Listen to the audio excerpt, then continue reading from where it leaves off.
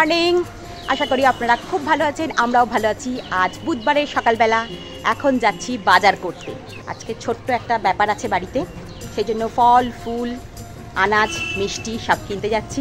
চলুন আমাদের এখানকার বাজারটা আপনাদের ঘুরিয়ে দেখাবো, আশা করি আপনাদের ভালো লাগবে।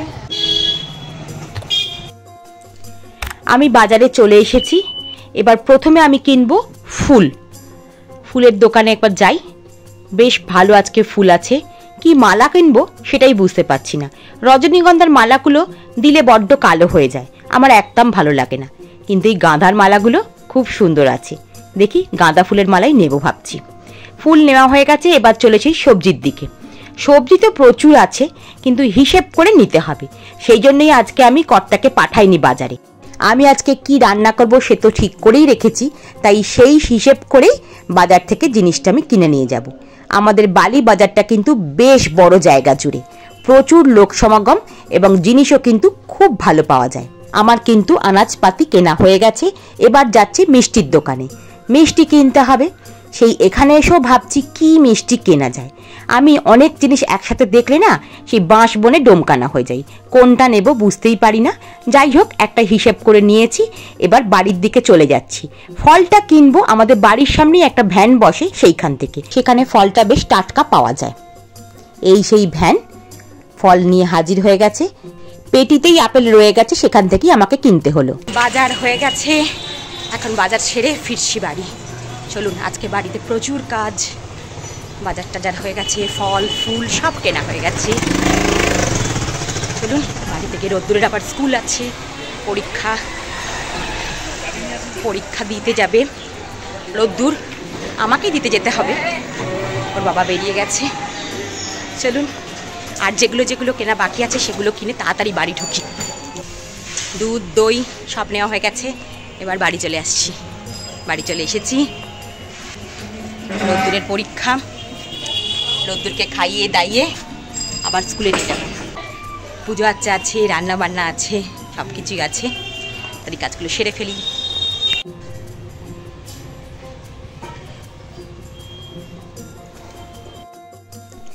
রান্নাঘরে কিছুটা জোগাড় করে নিয়েছি।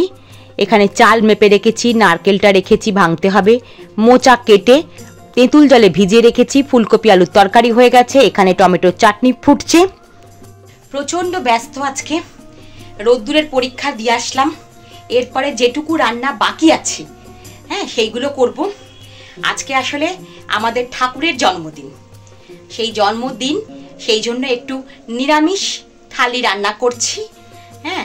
সেরকম বিশাল কিছু নয়, যেটুকু পারা সম্ভব সেইটুকুনি করার চেষ্টা করছি। একটু পায়েস করব অবশ্যই।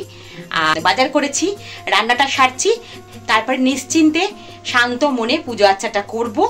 তারপরে সবকিছু আবার 2টোর সময় রোদ্দুরের ছুটি, রোদ্দুরকে আনতে যেতে হবে। তাই চলুন, আজকে আর বেশি বকবক করলে আমার আর রান্না বান্না পুজো কিছুই হবে না। ইন্ডাকশানে দুধ বসিয়ে দিয়েছি, গোবিন্দভোগ চাল ধুয়ে দিয়ে দিচ্ছি। ইন্ডাকশানে পায়েস করতে আমার বেশি সুবিধা হয়, তাই আমি গ্যাস ওভেনে না বসেই ইন্ডাকশানই পায়েসটা করি। ড্রাই ফ্রুটস কিছুটা কেটে দিয়ে দিলাম। আমি অন্য সময় ঘিয়ে ভেজেই ড্রাই ফ্রুটস দিই, কিন্তু আজকে সময় কম বলে ড্রাই ফ্রুটস কাঁচাই দিয়ে দিলাম। ওদিকে পায়েসটা হতে থাকুক, এদিকে আমি মোচাটা বসিয়ে দিই। মোচাটা কেটে আমি তেঁতুল দিয়ে ভিজিয়ে রেখেছিলাম। এরপরে ভালো করে চটকে এটাকে ছেঁকে অন্য জায়গায় নিয়ে নেব, আর জলটা ফেলে দেবো। নারকেল আমি বেটে নিয়েছি, ছোট ছোট করে আলু টুকরো করে কেটে রেখেছি। এরপর কড়াইতে সাদা তেলে আমি মোচা রান্না করি, সর্ষের তেলে নয়। সাদা তেলে আমি শুধুমাত্র তেজপাতা ফোড়ন দেবো আর দেবো গোটা গরম মশলা। এরপরে টুকরো করা আলুটা দিয়ে দেবো। আলুটা একটু ভাজা ভাজা হলে তারপরে মোচাটা আমি দেব। আলুটা খুব লাল করে ভাজবো না, একটু নাড়াচাড়া করে নিয়ে মোচাটা আমি দিয়ে দেবো। মোচা কিন্তু আগে থাকতে আমি সেদ্ধ করি না, আমি এমনিভাবেই দিয়ে দিই। আলুর ওপরে মোচাটা দিয়ে একটু নাড়াচাড়া করে নেব। তারপরে দিয়ে দেবো নুন, পরিমাণ মতো হলুদ দিয়ে আবার একটু কষাতে থাকবো। আর মোচা যেহেতু একটু মিষ্টি মিষ্টি হয়, লঙ্কা গুঁড়ো আমি খুব সামান্য দিচ্ছি, আপনারা আপনাদের ইচ্ছা অনুযায়ী লঙ্কা গুঁড়ো কম বেশি করতে পারেন। এরপরে বেশ ভালো করে নাড়াচাড়া করে একটু ঢাকা দিয়ে দেবো, যাতে আলু আর মোচাটা একটু সেদ্ধ হয়ে যায়। যখন একটুখানি সেদ্ধ হয়ে আসবে তখন দেব অনেকটা পরিমাণ চিনি। আমরা একটু মোচা মিষ্টি মিষ্টি খাই, সেই জন্য চিনিটা একটু বেশি পরিমাণে দিয়েছি। আপনারা আপনাদের ইচ্ছা অনুযায়ী চিনিটা কম বেশি করে নিতে পারেন। তারপরে দিয়ে দিলাম পুরো নারকেল বাটাটা। নারকেল বাটা দিয়ে মোচা খেতে নিরামিষের দিনে কিন্তু খুব ভালো লাগে। এরপরে আর কিছুই নয়, আবার ঢাকা চাপা দিয়ে রান্না করতে হবে। এদিকে পায়েসটা দেখতে এসেছি, চাল বেশ অনেকটাই সেদ্ধ হয়ে এসেছে, সেই জন্য মিছরি দিয়ে দিলাম। অনেকেই মিছরি গুঁড়ো করে দেন, আমি গোটা গোটাই দিয়ে দিই। পায়েসে মিছরির সাথে আমি কিছুটা খেজুরের গুড় দেবো, কিন্তু খেজুরের গুড় এমনি দিলে পায়েসের দুধ কেটে যাওয়ার সম্ভাবনা থাকে। সেই জন্য ফুটন্ত দুধ গুড়ের সাথে মিশিয়ে তারপরেই সেই গুড়টা দেব, তাহলে পায়েসের দুধটা কেটে যাওয়ার সম্ভাবনা খুব কম থাকবে। আর একটা কথা বলতে ভুলে গেছিলাম, আমি যখন পায়েসের দুধ বসিয়েছিলাম তখনই আমি 1 চামচ ঘি দিয়ে দিয়েছিলাম। আমার পায়েস কিন্তু একেবারে হয়েই এসেছে। গোবিন্দভোগ চাল আর খেজুরের গুড়ের গন্ধে আমার বাড়ি পুরো মমা করছে। পায়েসটার 5 মিনিট ফুটলেই নামিয়ে নেব। এদিকে মোচাটা হয়ে এসেছে, একটু দেখে নিই। মোচাটা প্রায় হয়েই এসেছে। আমি একটু গরম মশলা বেটে তার উপর দিয়ে দিলাম, আর সাথে একটু ঘি। মোচা আমার তৈরি হয়ে গেছে। আমি রান্নাবান্নার কাজ শেষ করে ঠাকুর ঘরে চলে এসেছি। এরপরে ঠাকুর ঘরকে পরিষ্কার করে নিয়েছি। এরপরে ফল মিষ্টিটা একটু থালায় সাজিয়ে নেব। আর ফুলটাও তো সাজিয়ে নিতে হবে, কারণ বেলপাতা মালা সব একসাথে দিয়েছি, সেগুলো একটু সাজিয়ে গুছিয়ে তবে আমি পুজো করতে বসবো। সাজিয়ে গুছিয়ে পুজো করতে বসলে মনটা যেমন শান্তি লাগে, পুজোটাও কিন্তু খুব ভালো হয়। এইভাবে আমি আজকে ঠাকুরের ফুলের থালাটা সাজিয়ে দিচ্ছি। আজকে মালাগুলো কিন্তু খুব সুন্দর পেয়েছি। সব কিছুর ওপরই আমি একটু গঙ্গা জল ছিটিয়ে দিলাম। এগুলো হচ্ছে আমার গাছের ফুল, এগুলো একটু থালায় নিয়ে নিলাম। আর দিচ্ছি কিছুটা বাতাসা। আজকে 6 ফাল্গুন 19শে ফেব্রুয়ারি বুধবার আমাদের ঠাকুরের জন্মদিন। আমাদের ঠাকুর মানে শ্রী শ্রী সীতারাম দাস ওঙ্কারনাথ ঠাকুরের জন্মদিন। আজকে জন্মদিন আর জন্মতিথি হয়ে গেছে সোমবার, ওঙ্কার পঞ্চমী। ঠাকুরের আশ্রমগুলোতে ওঙ্কার পঞ্চমীর দিনই জন্মতিথি পালন করা হয়, কিন্তু আমার শ্বশুরমশাই যেহেতু 6 ফাল্গুন জন্মদিন পালন করে আসতেন, আমাদের বাড়ির রীতি অনুযায়ী আমি সেই দিনই পালন করে আসার চেষ্টা করি। আমার শ্বশুরমশাই বেঁচে থাকতে আজকের দিনে বাড়িতে একটা উৎসব হতো। সকাল থেকে মানে ভোর থেকে নাম কীর্তন শুরু হতো, হই হই হতো।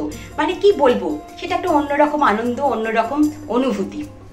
আমাদের খুব ছোট্ট আশা, ছোট্ট প্রয়াস, সেইটুকু দিয়েই আমাদের ঠাকুরের জন্মদিন পালন করার চেষ্টা করেছি। আশা করি আপনাদের ভালো লাগবে। এবারে আমি আমার মতন করে পুজো আর্চা করার চেষ্টা করছি।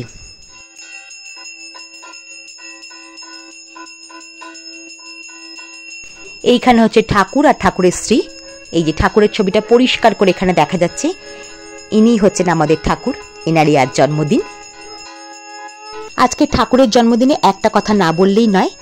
হরে কৃষ্ণ কৃষ্ণ কৃষ্ণ হরে হরে, হরে রাম রাম রাম হরে হরে। ঠাকুর ঘরে পুজো আর্চা শেষ করে আমি সোজা রান্নাঘরে চলে এসেছি। আজকে যে নিরামিষ রান্নাগুলো করেছি সেগুলোই ঠাকুরকে নিবেদন করার জন্য ভালো করে সাজিয়ে গুছিয়ে নিচ্ছি। তারপরে আপনাদের বলছি আজকের নিরামিষ থালিতে ঠাকুরের জন্মদিনে কি কি রান্না আমি করেছি। আমার শাশুড়ি খুব ভালো নিরামিষ রান্না করতে পারতেন, সেই জন্য আমার শ্বশুরমশাই ঠাকুরের জন্মদিনের অনেকদিন আগে থাকতেই প্ল্যান করে রাখতেন যে কি কি নিরামিষ রান্না হবে। কিন্তু আমি আমার শাশুড়ির মতন অত ভালো নিরামিষ রান্না করতে পারি না, সেই জন্য আমার শাশুড়ি আজকের দিনে অনেক ভালো রান্না করতেন। একদিনের কথা কেন বলবো, আমার শ্বশুরমশাই সারা জীবনে নিরামিষ খেয়ে এসেছেন, সেই জন্য আমার শাশুড়ি মা সারা বছরই নিরামিষ রান্না ভালোই করতেন। আমার রান্নার হাতে খড়ি কিন্তু আমার শাশুড়ি মায়ের কাছেই। খাবারগুলো কিন্তু আমার একদম সাজানো হয়ে গেছে। আজকে কি কি রান্না হয়েছে তাহলে একবার দেখি দিই। ভাত, শাক ভাজা, বেগুন ভাজা, আলু ভাজা, ডাল, মোচা, ফুলকপি আলুর তরকারি, চাটনি আর পায়েস। আমি যেহেতু ঠাকুরকে নিবেদন করছি সেই জন্য প্রত্যেকটা খাবারের ওপর তুলসী পাতা দিয়ে দিচ্ছি। আজকের ভিডিওটা কেমন হলো অতি অবশ্যই আপনারা একটু কমেন্ট করে জানাবেন। আর ভালো লাগলে একটা লাইক তো দিতেই পারেন আপনারা। যতই হোক আমি তো আপনাদের বন্ধু হই, আর আপনারা আমার পরিবারের সদস্য। লিখেই ফেলুন কমেন্টটা, ভালো কি খারাপ যা মনে হয় সেটাই লিখুন। আপনারা যা লিখবেন সেটাই আমার কাছে ভালোবাসার মতন, আশীর্বাদের মতন। আমি যে আজকে এই রান্নাঘরে ঠাকুরকে নিবেদন করলাম এইসব খাবারগুলো, আমাকে একজন গুরু ভাই এক আশ্রমে বলেছিলেন যে ঠাকুরের জন্মদিনে হোক বা কোনো তিথিতে, মানে ঠাকুরকে আমি যদি রান্না করে নিবেদন করতে চাই, এইভাবে ঠাকুর ঘরে নয়, রান্নাঘরেই এইভাবে সাজিয়ে গুছিয়ে আমি ঠাকুরের নামে নিবেদন করতে পারি, তাহলে ঠাকুর এগুলো গ্রহণ করবেন। আজকের ভিডিও তাহলে এখানেই শেষ করছি। আর আপনি যদি আমার চ্যানেলে নতুন হন, যদি ভিডিওটা কোথাও ভালো লেগে থাকে, তাহলে একটা সাবস্ক্রাইব করে আমার বন্ধু হওয়ার অনুরোধ রইল। আমি খোসবাড়ি পরম্পরার চৈতালি, আজ তবে আসি, আবার দেখাবে নতুন কোনো ভিডিও।